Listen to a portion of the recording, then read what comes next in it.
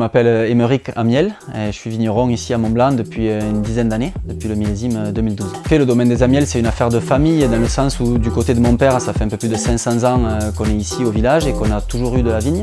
Mes ancêtres ont toujours travaillé la terre, fait du vin en vrac pour le négoce, puis à la coopérative du village. Et avec mon frère, on a repris les vignes en 2012.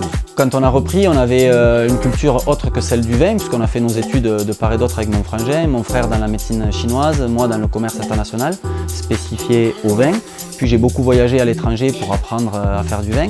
Donc on est arrivé avec un œil neuf et surtout l'envie de faire quelque chose de qualitatif, d'exigeant et de changer un petit peu la donne par rapport à ce qui se faisait dans le coin à cette époque-là. On est dans un climat qui permet de travailler de façon un peu plus naturelle que dans d'autres régions où la pression est peut-être un peu plus forte.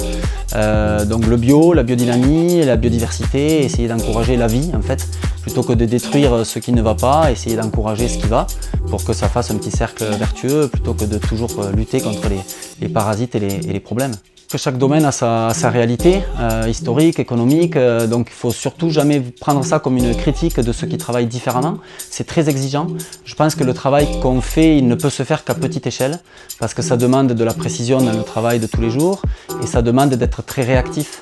Donc je pense que ce travail poussé, il ne peut se faire qu'à l'échelle familiale ou d'un domaine avec juste peut-être 2-3 employés, mais c'est très compliqué à grande échelle. C'était important pour nous de travailler à la fois sur le contenant et le contenu. C'est bien de faire un bon vin, mais c'est encore mieux s'il est bien marketé.